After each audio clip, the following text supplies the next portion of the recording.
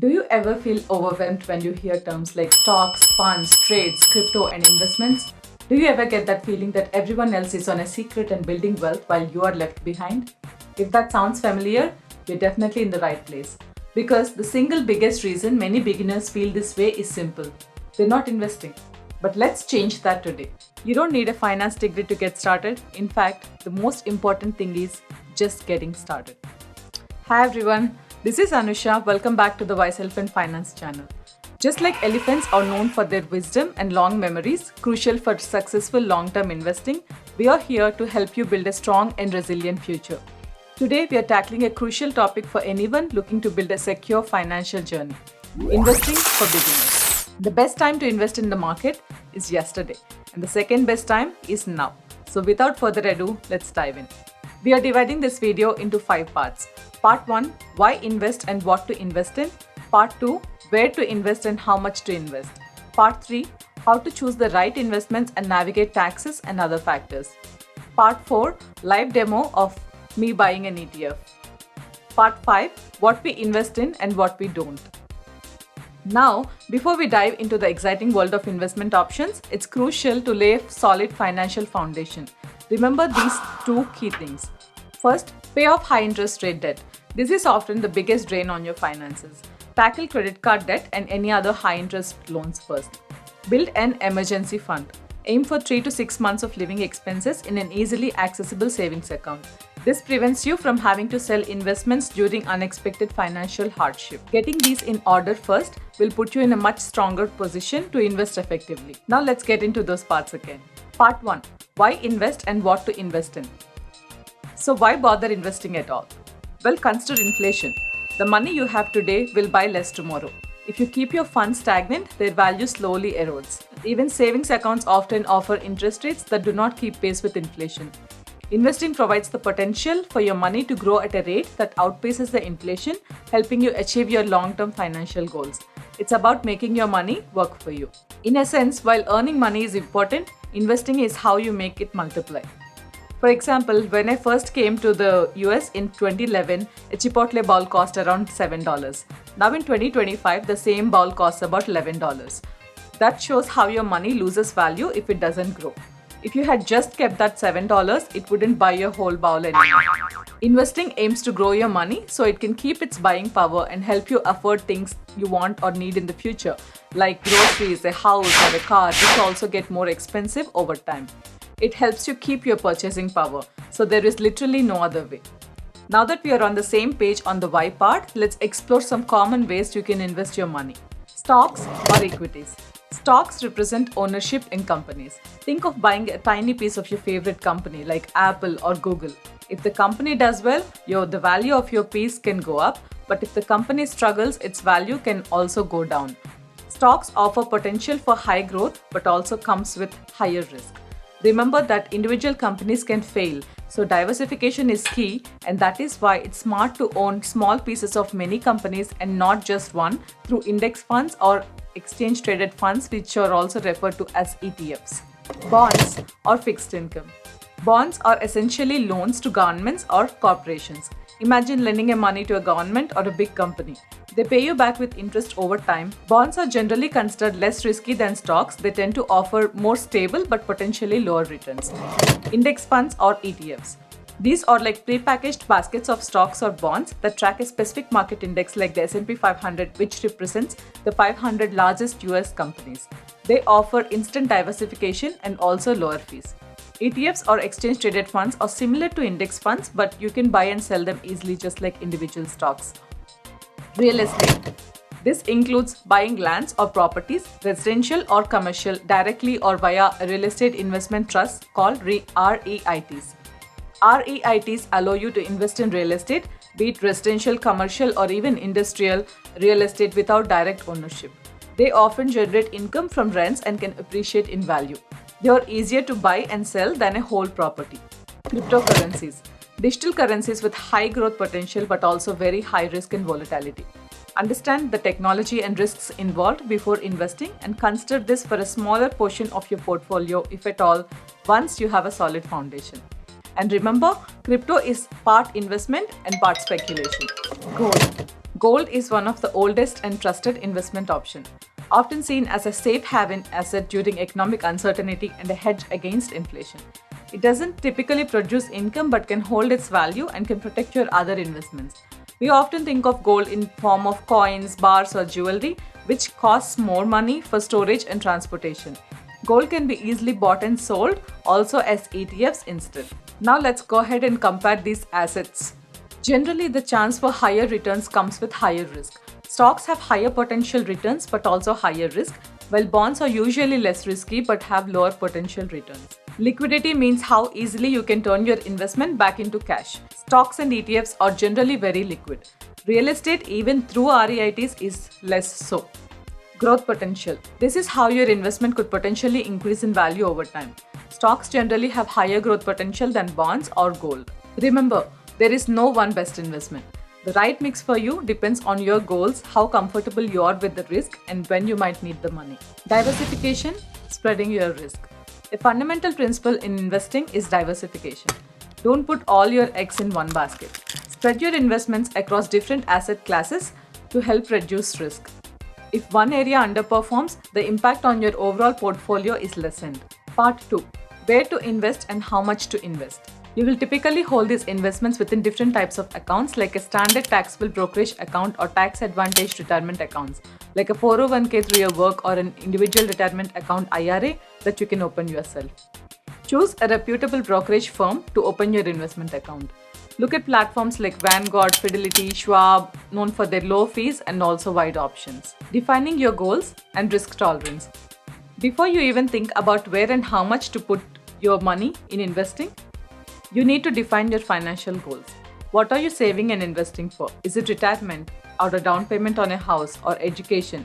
The timeline for these goals will significantly influence your investment strategy. Start by creating a budget. Understand where your money is going and identify how much you can comfortably set aside for investing regularly. Equally important is understanding your risk tolerance, your comfort level with the possibility of investment values going up or down. If you're young and have time on your side, you can afford to take more risk and can be comfortable with higher growth, potentially more volatile investments, while if you are someone closer to the retirement timeline, you might prefer a more conservative approach for greater stability. It's about finding what allows you to invest with peace of mind. Dollar cost averaging. Dollar cost averaging involves investing a fixed amount of money at regular intervals, regardless of the market price. This can help reduce the risk of buying a large amount when the market is high. You don't need a huge sum to begin. The key is to start small and establish the habit of consistent investing. Think of it as a young elephant learning to use its trunk. It starts with small movements and gradually builds strength and skill. Consider automating your investments by setting up regular automatic transfers. This ensures consistency and removes the temptation to skip investing. The most crucial elements for successful investing are consistency and time. Invest regularly even if it's small amount and stay patient. Let the power of compounding work its magic over the long term. Like an elephant's steady growth over many years, small consistent efforts lead to significant results. Avoid getting caught up in the short-term market fluctuations or trying to make quick money.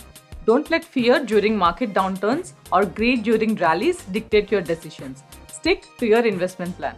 Also, avoid common mistakes like waiting too long to start or trying to get rich quick, ignoring diversification, and failing to rebalance your portfolio periodically. Time is a powerful ally in investing thanks to the magic of compounding, where your earnings also start earning returns. Be patient and focus on the long-term growth potential, and do not invest money in the stock market that you need in the next 3 years. Moving on to part 3, how to choose the right investments and navigate taxes and other factors.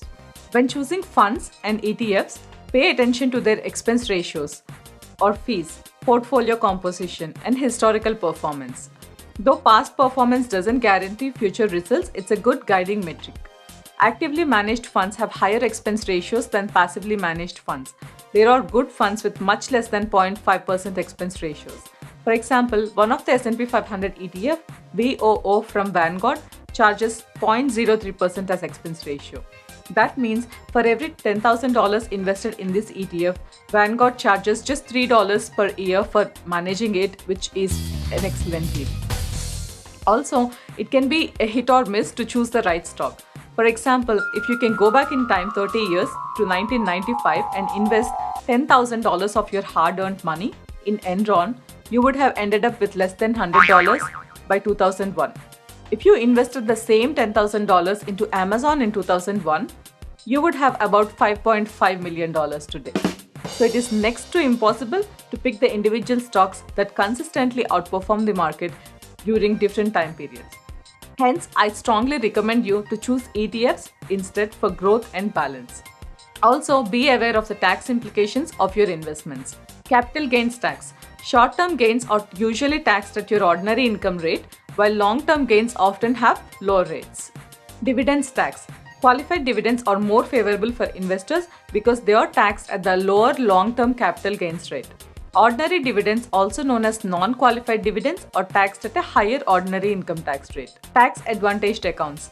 Consider prioritizing contributions into tax advantaged retirement accounts like your 401ks or IRAs, keeping in mind the withdrawal rules. Roth IRAs offer tax-free growth and withdrawals in retirement with certain conditions. Portfolio rebalance. Periodically review and adjust your portfolio to maintain your desired asset allocation. You can choose to do this every couple of years. Market cycles and risk management. Remember that market is cyclical. What goes up will eventually come down, and what goes down will eventually come up. Do not panic during downturns. Stay focused on your long-term strategy.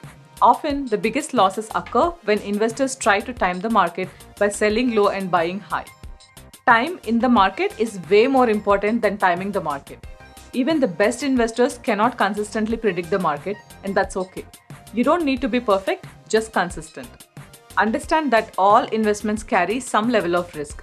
Take calculated risks that align with your risk tolerance and financial goals. So by now, you should have a good understanding of the different investment options, where to open an account, and how to start thinking about your investment strategy while being mindful of taxes. Now, to make this even more concrete, in part 4, I am going to walk you through a live demo of how to actually buy an ETF. If you're finding this video helpful and want to see exactly how it's done, make sure you have subscribed to the Wise Elephant Finance channel and hit that bell button so you don't miss any of our future videos that will help you build your financial wisdom. Let's dive into the demo. Part 4. Live demo of buying an ETF. If you're ready, let's go buy that ETF right now. So I got into my Fidelity account and I am going to click on Transact, which has the dollar symbol, and I want to buy Vanguard 500 Index Fund ETF, which basically invests in top 500 US companies. The VO costs about $488, close to $489. Yeah, there you go. And then I'm gonna click on buy. You can choose to either invest in the whole shares or just a fraction amount of shares, but just investing a few dollars. So here I'm choosing to click dollars and put in my $100. And in the order type, you can choose either market or limit orders. Market is basically you're asking it to buy at the market price, which is $488.60 currently. Or you could choose to place a limit order when you're buying with lesser price than a market price or higher price than a market price if you're selling. So for the purpose of the demo now, I'm choosing market. I usually do market orders mostly. Just making sure everything is right and reviewing. Buy VO.